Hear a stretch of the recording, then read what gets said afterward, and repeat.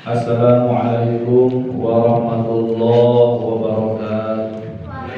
Assalamualaikum warahmatullahi wabarakatuh. Bismillah, innal hamdalillah nahmaduhu wa nasta'inuhu wa nastaghfiruh wa na'udzu billahi min syururi anfusina wa min sayyiati a'malina. May yahdihillahu fala mudilla lahu wa may yudlil fala hadiya lahu. Wa ashhadu an la ilaha illallah wahdahu la syarika lah wa ashhadu anna Muhammadan abduhu wa rasuluh sallallahu alaihi wa ala alihi wa ashabihi wa man tabi'ahum bi ihsan ila yaumiddin wa sallama tasliman katsira. Qala Allah tabaraka wa ta'ala fi kitabihil karim, a'udzu billahi samil alim minasy syaithanir rajim. Bismillahirrahmanirrahim. La ikraha fid-din, qad tabayyana al-rusydu minal ghayy, faman yakfur bil-taghut wa yu'min billahi faqad istamsaka bil-urwatil wuthqa la infisama laha, wallahu sami'un 'alim. Allahu waliyyul ladzina amanu yukhrijuhum minadh dhulumati ilan nur wal ladzina kafaru awliya'uhum at-taghut yukhrijunahum minan nuri ilan dhulumat. Ulaika ashabun nari hum fiha khalidun. Shadaqallahul 'aliyyul 'azim. Al-ayat. Wa qala Rasulullah sallallahu alaihi wasallam, la yu'minu ahadukum hatta yuhibbu li akhihi ma yuhibbu li nafsihi. Wa qala ayatan, man dalla ala khairin falahu mislu ajri fa'ili. Al-hadis la nabiyya ba'da. Alhamdulillahirabbil alamin. Puji syukur kita panjatkan kepada Allah yang Maha Ghafur, yang telah melimpahkan segala kenikmatan kepada kita semua, sehingga di hari yang luar biasa ini, hari Jumat, kita masih diberikan nikmat iman dan Islam. Kita masih diberikan nikmat sehat walafiat. Inilah kenikmatan dan bentuk kasih sayang Allah kepada kita. Setinggi, serendah, sejauh, sedekat apapun ibadah kita, setidaknya Allah Ta'ala masih memberikan kita waktu untuk bernafas, diberikan kesempatan hidup untuk sama-sama beribadah kepada Allah Subhanahu wa Ta'ala. Sebagaimana yang disampaikan oleh Allah Tabaraka wa Ta'ala dalam Quran Surah Az-Zariyah ayat 56, wa ma khalaqtul jinna wal insa illa liya'budun. Dan aku ciptakan jin dan manusia hanya untuk beribadah kepadaku. Begitulah apa yang Allah inginkan kita hidup di alam dunia ini. Tak lupa salawat dan salamnya kita limpah curahkan kepada junjungan kita semua, manusia yang paling mulia, manusia yang paling agung sepanjang masa, yang kita kenal dengan baginda alam Nabi besar Muhammad sallallahu alaihi wasallam. Kepada keluarganya, para sahabatnya, para tabi'in dan tabi'atnya, para alim ulama, guru-guru kita, dan kita selaku umatnya di akhir zaman. Mudah-mudahan kelak di yaumil qiyamah kita mendapatkan syafaat khusus pada beliau. Amin ya Allah ya rabbal alamin. Para jamaah rahimakumullah, pada kesempatan ini mungkin harusnya kita agendanya bagi istighosah kusyairiyah. Tapi alhamdulillah waktu malam tadi sudah kita laksanakan di majelis zikir Wasiatul Mustafa bersama Tuan Guru Tubagus Kusyairi Al-Bantani Al-Smadkhan beserta habaib yang lain dan para jamaah. Tetapi insya Allah meskipun habis maghrib ini kita tidak istighosah kusyairiyah, insya Allah setiap pada subuh kita melaksanakan, kecuali kalau hari Jumat dikarenakan masih hangat, waktu malamnya akan kita zikiran. Jadi kalau Jumat pagi kita isi hanya dengan zikir rutin pada sholat saja, aurud pada sholat. Nah pada malam ini harus sebagian yasinan. Ya ini kita isi dengan kajian dulu, sebab malam Ahad yang biasanya kajian, insya Allah akan diisi dengan tibaan, maulid tiba, yang nanti barangkali akan dipimpin oleh guru kita, yakni Al Ustaz Syarafudin Al Silokrani, begitu ya, bukan Al Ulama sekarang. begitu ya.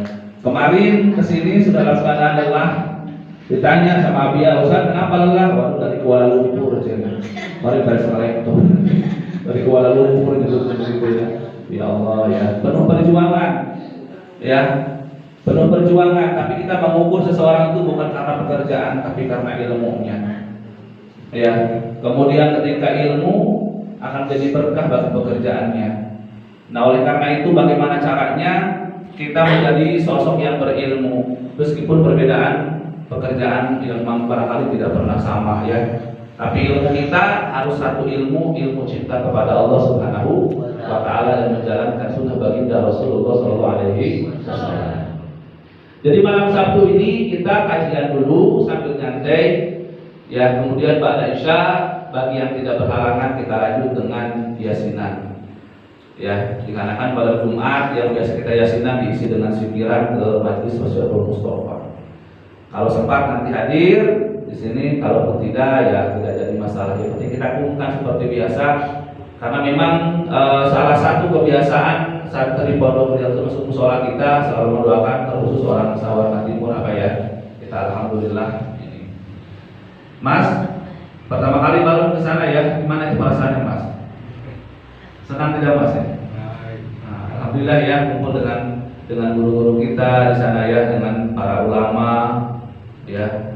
Jadi Abia minta ke para jamaah yang belum pernah ke sana, mudah-mudahan suatu saat diberikan kemudahan, kelancaran.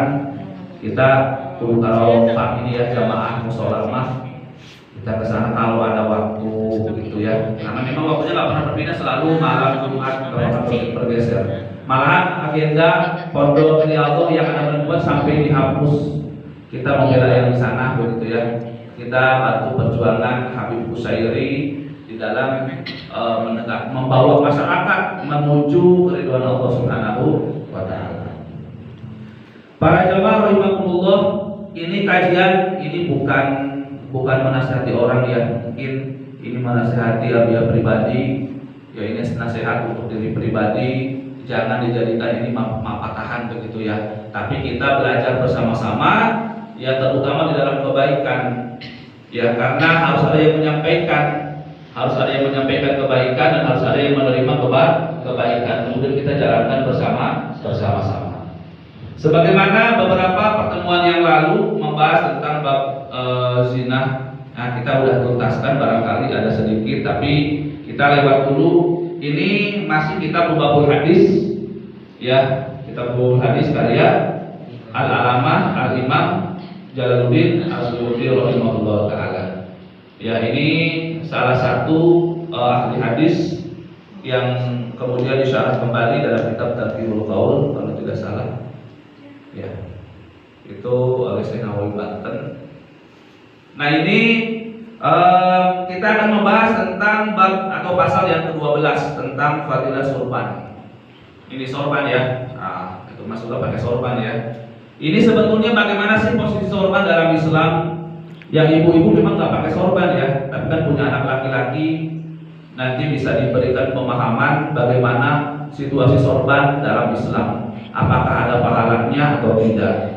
Apakah dengan sorban ini akan membawa kita kepada kebaikan ataukah kesombongan mungkin ya? Nah, di sini kami akan sampaikan hadis yang pertama ya, kita telah bersama-sama di sini untuk penyemangat saja, karena segala sesuatu yang ada dalam Islam itu tentunya bukan karya sendiri, tapi sudah ditentukan jalannya oleh Allah Subhanahu wa taala. Tidak ada Islam menang sorangan, nggak ada. Semua ada tuntunannya, semua ada rujukan, ada sumber kitabnya. Yang pertama Al-Quran, yang kedua hadis, ya. Kemudian yang ketiga itu adalah pendapat alim ulama, ijma, yang keempat adalah qiyas. 4 hal tersebut yang menjadi sumber kita di dalam melaksanakan setiap kegiatan Ahlus Sunnah wal Jamaah. Pada halaman 69 di sini disampaikan qala Nabi sallallahu alaihi wasallam al-amaimu tijanul arabi fa idza wada'ul amaima wada'u izzahum. Ya. Nabi sallallahu alaihi wasallam bersabda al-amaim, Ya, alama ini di sini dimasukkan dalam sorban, sesuatu yang mengikat. Ya, mengikat di mana? Di pundak. Ya, sesuatu yang terlentang di pundak, mengampai, mengamplek, mengampai gitu ya. Nah, sorban itu apa? Anamai mutijanul Arab. Sorban itu adalah mahkotanya orang Arab. Ya, mahkotanya orang Arab. Makanya saking memuliakan sorban itu sampai disimpan di atas kepala. Itulah disebut dengan namanya putroh. Putroh. Udah salah nyebutnya putroh, bukan ya, bisa salah begitu ya. Disimpan di atas kepalanya. Ya, itu menjadi ciri khas orang Arab. Ya, kita mah bukan orang Arab ya. Makanya kita disimpannya di pundak. Ini salah satu nanti yang harus kita ketahui di sini karena banyak kali saya menerangkan. Ya, al-amaim mutijanul Arabi fa idza wada'ul amaim. Maka dari itu apabila mereka meletakkan surbannya, ya wada'u izzahum, ibarat meletakkan kemuliaan dan kewibawaan mereka. Jadi orang yang pakai surban itu tanda orang berwibawa. Menurut baginda Rasulullah SAW, beliau memang menyebutkan sorban itu seolah-olah mahkota orang Arab, karena Rasulullah juga terlahir di Arab. Pakai sorban nggak pakai sorban? Ya, karena sorban itu merupakan wibawa. Ya, tapi bukan buat sombong-sombongan. Kita niatnya ikhlas mengikuti sunnah baginda Rasulullah SAW. Cuma di kita ada budaya kalau sorban itu biasanya harus orang yang berilmu tinggi, harus orang ulama, kiai, padahal tidak seperti itu. Apa yang disampaikan oleh guru Abiyat termasuk Habib Busairi, ya yang waktu itu mengkaji kitab Mukhtarul Hadis, kemudian Hadisaniyah, kita bingkang, kemudian kita Wasatun Mustafa juga. Banyak waktu malam ya Bu Habib disuruh melogat, akhirnya mau tidak mau, ya itu meskipun agak cepat, ya kita tulis karena ya meskipun tidak lama kenal dengan beliau, tapi masya Allah ilmunya sangat luar biasa, ya sehingga mudah difahami bahwa kita hidup dalam dunia ini jangan pernah memiskin-miskinkan diri dalam ibadah kepada Allah. Kalau kita ingin ibadah, ingin sholat, ya carilah mukena yang paling bagus, yang paling indah, yang paling bersih. Ya kita ingin sholat, carilah pakaian, baju, peci, semua yang paling bersih, yang paling bagus, yang paling rapi. Kenapa alasannya? Karena kita ibadah kepada Sang Maharaja. Kita akan bertemu dengan Sang Pencipta alam dunia ini. Jangan sampai kita mau sholat sakaos begitu misalkan. Ya, kecuali kalau bajunya kotor ya tidak apa-apa begitu ya. Nah, jadi itu bentuk adab kepada Allah. Jangan sampai kepada manusia beradab, tapi kepada Pencipta segalanya kita tidak beradab. Ya, kita harus ingat bahwa kita diciptakan oleh Allah Subhanahu wa taala untuk ibadah kepada Allah. Tidak hanya ibadah kepada haqqu minan nas, tapi yang pertama adalah haqqu min Allah. Makanya biasakan disarankan kepada para akhwat, para perempuan yang mengena wayahna air arak tua biasa kali dicuci oleh sampai sholat itu prong lalu. Kadang-kadang bau begitu ya.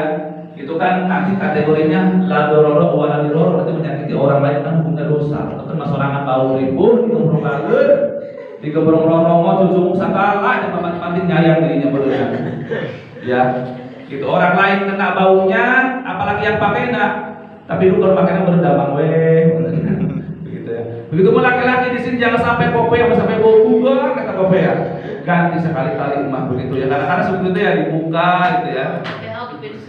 Punya budak gitu. Begitu ya. Jadi wayahna. Jadi kudu rada eta ulah sampun ada konjangan Allah baju pakai bagusna disetrika ulah.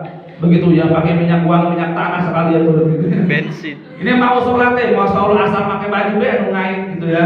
Mau balik di sawah pakai baju di sawah begitu ya. Kita beribadah mau kepada Allah ini. Kita akan bertemu dengan yang menciptakan segala-galanya, yang menciptakan 7 lapis langit, 7 lapis bumi beserta isinya, masya Allah. Kita jangan memiskin-miskinkan diri. Kalau ingin mencari pakaian yang bagus, carilah pakaian ibadah untuk kepada Allah. Jangan sampai terbalik. Tapi minimal begitulah. Kalau memang kita tidak punya uang, ya jangan sampai kita dasar anu harga 1 juta dipeser, ayo kenal harga 500.000 mending harga peser. Ya. Tanda seorang mahabbah kepada Allah, cinta kepada Allah adalah mengutamakan Allah. Makanya Nabi pakai ini bukan buat gaya-gayaan, Nabi enggak mau. Ai urang aya mah artosna gitu ya. Ai urang aya mah gitu. Ai tah aya ieu sorban kabesan urang atuh meser sorban. Imamah jatuh di jajahan dianggo si kucing batur siga naon kumaha teu bae kan guru ieu tanggung jawab. Gitu ya, kita punya guru yang mengijazahkan sehingga kita bentuknya nanti takdim kepada guru. Nah, itu ya. Kemudian yang berikutnya Rasulullah menyampaikan wa sallallahu alaihi wasallam ta'ammamu fa innal malaikata ta'ammamat. Ya, apa yang beliau sampaikan? Rasulullah SAW bersabda, bersorbanlah kalian semua karena malaikat itu bersorban. Ya, jadi orang yang bersorban adalah cerminan seperti malaikat. Beda kok. Kiai yang bersorban dengan yang tidak akan berbeda di hadapan. Tidak hanya di hadapan Allah, di hadapan manusia saja. Ya, oh ini wah, ini kelihatan beda nih pakai sorban ada imamah. Kita udah senang hati. Ulah kieu, semat awal nek sakaos enggak bisa begitu. Ya, tawadu itu urusan hati, urusan pakaian kita harus memberikan yang terbaik. Kenapa alasannya? Terutama untuk ibadah kepada Allah Subhanahu wa taala. Sombong dan tawadu itu nggak bisa diukur dengan pakaian. Ya, contohnya siapa? Contohnya adalah seorang waliullah, misalkan Imam Sazili, seorang yang hafiz Quran, ya hafal ribuan hadis, seorang ulama, seorang ahli fikih, yang beliau seorang ulama bahkan dites sama santrinya, aneh ini ulama, rumahnya itu masya Allah banyak intan berlian dan permata. Bahkan sepatunya, sorbannya cuma itu ada berliannya, padahal dia seorang wali. Kok kayak amat wali? Soal begitu harusnya wali itu mana? Harusnya wali itu di lowong baju cupang campi. Kok beliau itu begitu? Itu muridnya itu tidak hanya ratusan ribuan, bahkan ratus ribuan. Maka sekarang menjadi salah satu tarekat Syadziliyah. Jadi Imam Abu Hasan Asyadzili itu seorang wali, ya, itu yang luar biasa. Datang santrinya mau ngetes, santrinya datang ke sana, ini katanya wali, pakai jubah, kok pakai jubah, sepatu aja ada emasnya. Ya, rumah mewah, halaman lega. Akhirnya dikarenakan Syekh Abu Hasan Asyadzili seorang wali mampu mengetahui secara batin niatan santri tersebut, maka diajaklah jalan-jalan. Diajaklah jalan-jalan. Wahai santri, yuk kita keliling taman, ya, halaman rumahku ini. Oh iya baik guru. Tapi syaratnya kamu bawalah semangkuk air sambil berjalan, pegang dengan kedua tanganmu. Pegang dengan kedua tanganmu, dipegang. Ya, nanti aku akan tunjukkan di sana ada kebun ini, di sana ada bunga ini, di sana bagaimana terus dikasih tahu. Kamu dengerin dan lihat ya. Iya guru. Akhirnya Syekh Abu Hasan Asyadzili itu sambil berjalan beserta santrinya satu yang hatinya mungkin terbesit perasaan pertanyaan, nih kok ulama benghar begitu, ulama boleh naon dipakai, ya, ini ulama apa bagaimana ini, nggak seperti yang lain begitu.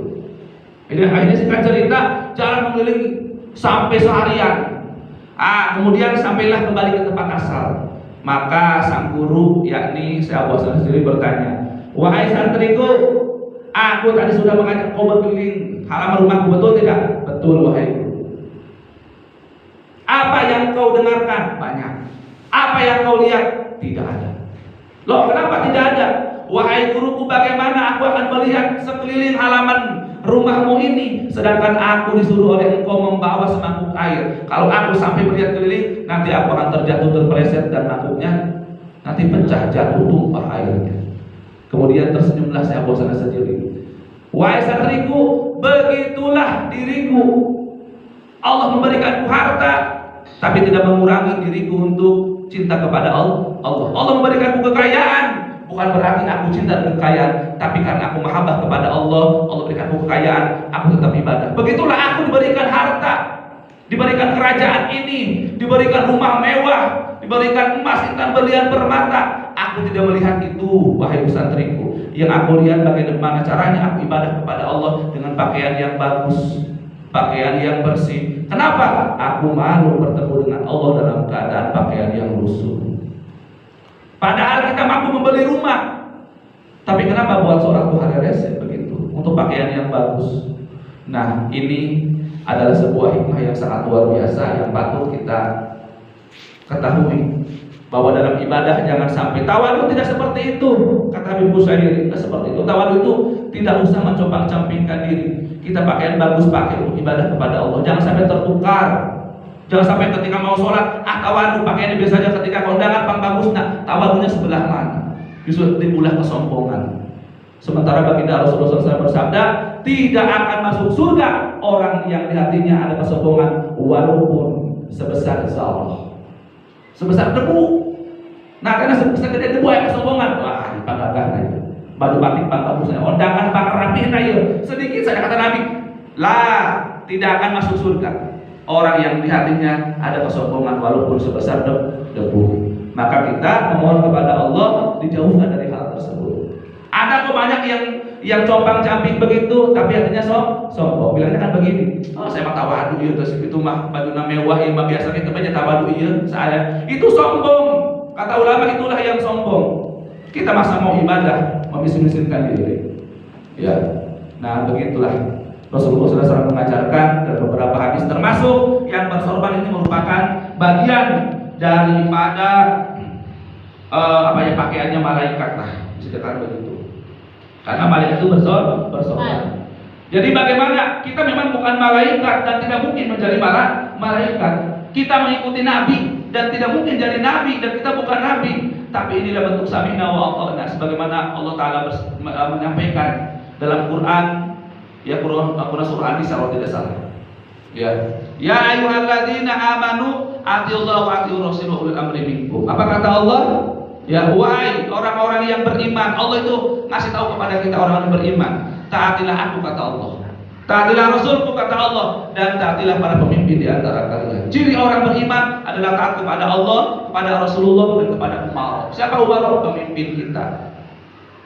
Kalau dalam pondok ada pengasuh pondok, di desa ada kepala desa, di lingkungan RT-an ada Pak RT-nya. Mereka adalah Umar yang harus kita taati selama tidak mengajak dalam maksiat. Begitu. Nah jadi Abia berharap pada semuanya ayo sholat mau wayahna nanti kalau ada rezeki begitu ya. Ada rezeki kita mulai bertahap. Kita bergaya ibadah dengan bergaya main itu udah beda hukumnya. Kalau main itu bukan untuk kepada Allah, tapi kalau ibadah untuk sholat ada gaya sedikit. Mudah-mudahan sesuai yang Nabi sabdakan, mangdala ala khairin falau bisul ajri fa'il. Barang siapa yang menunjukkan jalan kebaikan, contoh bagi yang lain kemudian diikuti oleh yang lainnya, ya maka dia dapat pahala dari orang yang mengikuti perbuatan tersebut. Tapi kalau kita memberikan contoh yang tidak baik kemudian diikuti oleh orang yang lainnya, maka kita mendapatkan dosa dari orang yang memberikan contoh keburukan tersebut. Na'udzubillah min dzalik. Yang punya anak laki-laki usahakan nanti ya semangat terus, bertahap. Kita jangan langsung sekaligus, nanti dianggapnya aneh begitu. Nanti mulai dari kecil ajarkan, nanti ya dari kecil ajarkan pakai sorban, pakai ini itu nggak apa-apa. Ya, Nabi nggak pernah bilang begini yang pakai sorban harus kiai enggak. Ya, tapi Nabi mengajarkan yang mana nih pakaian yang sunnah, mana yang bukan. Kalau kita mampu dikerjakan. Ingat, sorban itu bukan kewajiban. Nggak pakai pun nggak apa-apa. Ya, nggak pakai pun nggak apa-apa. Ini hanya sebatas sunnah. Jadi jangan sampai, aduh ini kayak sorban berumah sakit nggak jual segala benda, wah jangan begitu. Ya, ini hanya sunnah. Kita mampu kerjakan, nggak pun nggak jadi masalah. Ya, begitu. Kemudian disampaikan kembali. Wa qala sallallahu alaihi wasallam, innallaha ta'ala wa malaikatahu yusalluna ala ashabil amaimi yaumal jumu'ah. Nabi sallallahu alaihi wasallam bersabda, sesungguhnya Allah Ta'ala memberi rahmat dan malaikat memintakan rahmat kepada orang-orang yang bagaimana? Ala ashabil amaimi yaumal jumu'ah, ya, yang memakai surban pada hari Jumat. Ya, tuh. Jadi orang ibu-ibu meskipun ibu nggak pakai sorban kan punya anak laki-laki. Gimana kalau nggak punya anak laki-laki? Ya kan punya anak tetangga, ya kasih tahu sama kita kalau kita tahu. Jadi kata Rasulullah begini, Allah Ta'ala itu akan memberikan rahmat kasih sayang, keberkahan hidup. Duit seketika cukup baik. Banyak orang banyak uang tapi nggak cukup. Banyak orang sedikit uang tapi bisa tahu ayah baik. Ya. Jadi Allah Ta'ala bakal masihan rahmat, jeung malaikat ge bakal nyuhunkeun rahmat. Ya, kangge jalmi anu salat Jumatna nganggo sorban. Itunya. Jadi lamun ningali abi yang pakai sorban teh lain gaya. Tadi teh ya, hoyong dipasieun rahmat terbaik ku batur mah. Insyaallah dihina meureunna gitu nya. Batur mah moal masih surga ieu ka urang mah. Gusti Allah menentukeun, tapi urang kudu berjuang. Jadi ayah jalanan, ayo pakai sorban teh ternyata menimbulkan kecintaan Allah kepada kita. Alhamdulillah. Terbaik sapoe saminggu sekali lumayan pakai sorban. Kumaha? Lumayan seminggu sekali. Jumat menampalna. Allah masih yang rahmat, malaikat memintakan rahmat kepada Allah untuk orang-orang yang menggunakan sorban. Ulah malu. Yang main bola pakai kolor biasa baik. Ya begitu. Ada ke masjid Jumatan orang jelas umat Islam nyari sholat Jumat pakai sorban masih kena malu, masya Allah. Ada apa dengan hati kita? Iya. Ada yang salah. Kalau maksiat kita nggak malu berbuat ibadah malu itu ada yang salah dengan hati kita. Ini kalau kita dibuka kitab karya Sultan Jalani tentang tazkiyatun nafs, penyucian jiwa, tentang Fathur Rabbani, masya Allah. Eta mangges waduh. Sudah bahaya saja. Apalagi kitab hikam yang dikarang oleh Ibnu Athaillah. Masya Allah. Nah, jadi anu dua lagi pamengget, anu putrana, anu pamengget wayahna. Ya, urang tenang oge atuh putra anu nganggo insyaallah gitu nya. Ya urang mah atuh sepuh kadang-kadang era gitu nya, geus lain tempatna meureun. Maka tadi kayak oge ya, Kak, juga ya suruh pakai sorban ya. Ini maksudnya begitu. Ini abi harus tenang sebagai motivasi penyemangat. Harus semangat begitu. Kemudian disampaikan kembali oleh Rasulullah. Ya, wa qala sallallahu alaihi wasallam, farqu ma bainana wa bainal musyrikin al-amaimu 'alal qalanis. Ya, apa kata Rasulullah? Ya, farqu ma bainana wa bainal musyrikin, kata Rasulullah. Perbedaan umat Islam dengan orang-orang musyrik. Tuh, perbedaan umat Islam dan orang-orang musyrik bedanya. Muslim dengan musyrik berbeda. Muslim itu ya orang yang beragama Islam. Kalau musyrik beragama Islam tetapi menduakan Allah. Ya, Islam nama. Ya, tapi maaf misalkan ngepet begitu. Ya, misalkan begitu. Jadi kata Nabi, perbedaan umatku dengan orang-orang musyrik adalah surban. Ya, adalah surban. Ini surban sebagai pembeda. Yang mana muslim, yang mana musyrik. Jadi tidak hanya sebatas pakaian. Oh, makanya gaya doang kita gaya. Kata Rasulullah, bedanya orang muslim dengan orang musyrik tetap pada surbannya. Yang bilang siapa? Rasulullah. Tapi bukan berarti orang yang nggak pakai sorban dia musyrik, tidak begitu. Hanya saja sebagai pembeda. Ya, ini sebagai motivasi. Nabi itu ngasih motivasi penyemangat buat kita. Ayo dong bersorban. Ya, ini paling harganya cuma 60.000. Ya, tapi bisa dipakai setiap kali ibadah, sholat 5 waktu ibadah pakai sorban. Masya Allah, luar biasa. Ya, dan Nabi menyambungkan di sini. Ya, amaimu alal qalanis. Ya, sementara kaum musyrikin itu hanya memakai kopiah saja. Kata Nabi hanya kopiah yang dipakai. Kopiah, misalkan begitu. Ini kata Rasulullah. Ya, tapi di sini ulama menafsirkan ini bukan sebuah kewajiban. Artinya begini, Nabi hanya menekankan pentingnya itu surban. Bukan berarti yang berkopiah dia orang musyrik, bukan. Alhamdulillah ini Nabi mengutamakan surban, fadilah surban. Ya, karena pada dasarnya berkopiah juga merupakan bagian daripada sunnah Rasulullah SAW. Sebab kalau sholat nggak pakai peci, nggak pakai kopiah, ada rambut satu, waduh, sujudnya nanti nggak sah. Itu tujuannya. Jadi kita tujuannya ke sana, pakai kopiah, pakai peci. Gitu. Lebih bagus lagi ada peci, ada sorban. Kemudian disambung lagi wa qala sallallahu alaihi wasallam, shallatil malaikatu 'alal muta'ammimina yaumal jumu'ah. Nabi sallallahu alaihi wasallam bersabda, ya shallatil malaikah, para malaikat memohonkan 'alal muta'ammimina yaumal jumu'ah, memohonkan berkah dan maghfirah. Ya, kepada orang-orang yang memakai surban pada hari Jumat. Tadi rahmat, sekarang memohonkan ampun. Jadi selama hari Jumatan pakai sorban, apa yang malaikat sampaikan? Ya Allah, ampunilah orang yang bersorban tersebut ya Allah.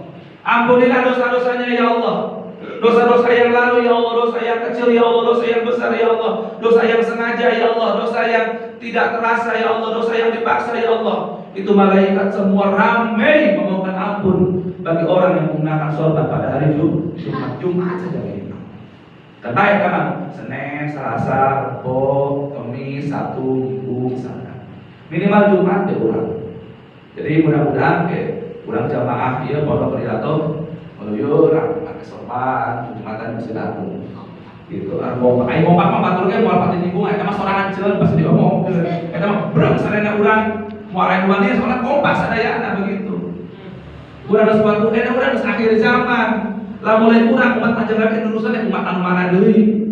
Coba tuh orang kafir dia mau peduli urang peduli mah. Urang kudu ngajarankeun anak. Leres.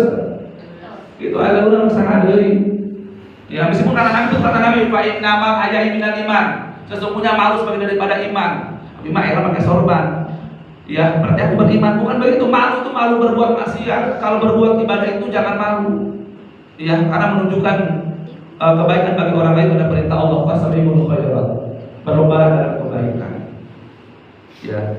Kemudian ini ada beberapa hadis lagi. Wa qala sallallahu alaihi wasallam rakaatani bi imamatin khairun min 70 rakaatan bila imamah. Salat 2 rakaat pakai sorban. Urang salat 2 rakaat pakai sorban, contoh salat naon 2 rakaat. Badiah.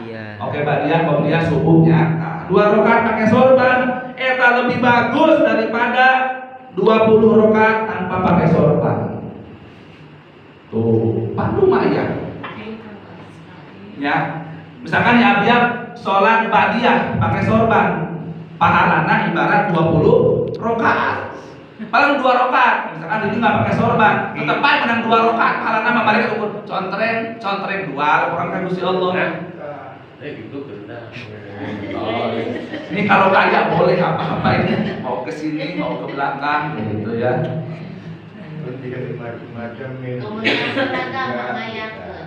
Ayakan ya, insya Allah saya. Amin mudah-mudahan. Ya dia teh sanes kangge urang pan pahala salat mah teu meunang teh itu kudu sorban pahalana lumayan. Pan urang salat mah teu terang urang teh samping teh nya. Bilih gua menang urang ketika Allahu Akbar ingat sagala rupa ingat poe pare, ingat hutang di sebagian aya mangkaster misalkan minggu. Tapi eta mah dua kali menukan teh aya sorban kan bereneh di luar. Urang teu nyadar panengan mah. Ya Allah luar biasa. Urang salat 2 rakaat tapi pahala 40 rakaat. Mau kita teu mantep sakitu. Iya teh lain tinu dinten Jumat bae mah, dinten iraha bae oge. Gitu ya. Jadi salat 2 rakaat pakai sorban itu lebih bagus dibandingkan 20 rakaat tanpa pakai sorban. Jadi perbedaan 2 jeung 20. Masya Allah. Bila murah-murah nyanyiakan kene bae mah nek iraha urang. Karena umur manusia itu ibaratnya sepatu, nek dipakai mual akan mencair. Yang muda akan tua, yang kecil akan besar, yang gede mah akan gede bae. Mau bisa diet gitu. Ya jangan sepakat ini tuh. Gitu ya. Nah, hadis yang ke-7 Rasulullah sallallahu alaihi wasallam ta'ammamu fa inna syayatina la tata'ammam. Kata Nabi begini, bersorbanlah kamu semua. Tuh kata Nabi di sini ya. Ta'ammamu kata Nabi, sorban pakai sorban. Ya, sesungguhnya setan itu tidak pernah pakai sorban. Enggak ada pocong pakai sorban. Ayo kita bicara pakai sorban. Jol ini, celok pakai sorban. Pocongnya mumun. Mulai sok juri pakai sorban mana teraya, sakit tuyul deh mulai pakai sorban. Betul kata Kanjeng Nabi ya. Jadi perbedaan manusia dengan setan itu tak sorbannya salah satunya begitu. Ya, tapi lain berarti Ramdan pakai sorban ada jurik lain. Ya. Ngerti ya, jurik mah moal bisa niru, jelema pakai sorban minimal gitu be. Lamun saya bisa niru berarti juriknya ada wah udah jenderal. Ya, sudah luar biasa. Karena jurik biasa bisa diurang pocong, tuyul, kuntilanak, mau main pakai sorban. Sama lu arek kosidahan dulu. Gitu ya. Enggak ada. Makanya kata Nabi itu, bersorbanlah kamu semua. Ya sesungguhnya setan itu tidak pernah memakai sorban. Jadi pembeda juga. Kalau orang nanya, orang ada di orang jelema lain, tinggal pakai sorban itu begitu. Tapi dan berarti kita itu karena setiap manusia itu ada jin politnya. Yang burung macan udah begitu. Nah, boleh. Tapi insya Allah nih, setiap perintah Nabi itu pasti pantas. Kenapa? Karena Nabi itu datang untuk menyempurnakan akhlak. Artinya Nabi lah membahaskan sesuatu, masihan petunjuk, eta untuk menyempurnakan diri orang supaya orang jadi pembeda, orang teh jalan mah begitu. Qala sallallahu alaihi wasallam, al-amaimu simal malaikati farsiluha khalfa duhurikum, kata Nabi. Sorban itu sebagai tanda keagungan para malaikat. Ya, sorban itu tanda keagungan para malaikat. Maka ikatlah sorbanmu di belakang punggungmu. Nah, makanya Nabi seperti di belakang. Di belakang punggung. Ya. Kemudian boleh nggak kalau kita seperti ini? Nah, kayak Mas dia. Mana? Boleh nggak? Boleh. Kenapa? Karena ini pun bagian punggung terikat nggak? Terikat sama. Ya. Makanya bagian punggung juga. Nah, jadi ke belakang boleh, ya. Ke belakang boleh, mau ke depan juga, begini juga boleh. Karena ini perintah Nabi. Ya, yang nggak boleh kan begini nih. Misal pakai sorban, nah ini begini, ini nggak boleh kalau begini. Apa bukan baso? Nah itu nggak boleh begini kalau bisa, begitu. Kalau bisa. Kan ada juga kadang-kadang di belakang teh dilebarin begitu ya. Ini sebetulnya nggak boleh pakai sorban dalam keadaan duduk ya. Karena ulama nggak boleh begitu ya. Nah ini juga boleh seperti ini, silakan. Ya. Lain gasan batu bro tuh. Lain gasan urang. Ya, urang geus sorban teh naon? Bentuk mahabbah kepada Rasulullah sallallahu alaihi wasallam. Urang cintana kumaha heula. Ieu mah cinta sebatas lidah doang. Buktikan cintanya pakai sorban salah satunya. Kan sunnah Nabi banyak ya. Urang terbiasa sorban anu sanesna gitu. Ya. Berdiri sepuluh sorban. Nah, boleh juga. Iya, itu salah satu fadilah yang lain, sampai subuh irisan begitu ya. Jadi ikatlah sorbanmu di belakang punggungmu. Makanya para kiai pakai sorban, orang lain gara-gara kiai iman memang masih ada contoh kaki urang gitunya. Ya makanya kayak pakai kiai, kita pesan kiai channel. Terbiasa gitu. Ai patok anak itu mah urang nabi salat kita macam nabi itu lain urang jalan nabi punya gitu. Ya, kiai pakai kata mak kiai mah sholat kata mak kiai mana gitu orang. Kiai pakai sorban ikutin oleh kita. Kenapa? Karena para ulama, para kiai mereka adalah fa'innamal ulama warasatul anbiya. Mereka adalah warisan para nabi. Kita nggak bisa ketemu dengan para nabi, tapi ketemu dengan warisannya itu para guru-guru kita. Kemudian qala sallallahu alaihi wasallam tasawwamu fa innal malaikata qad tasawwamat. Buatlah tanda kalian semua, karena sesungguhnya para malaikat telah mengenakan tanda, itu sorban.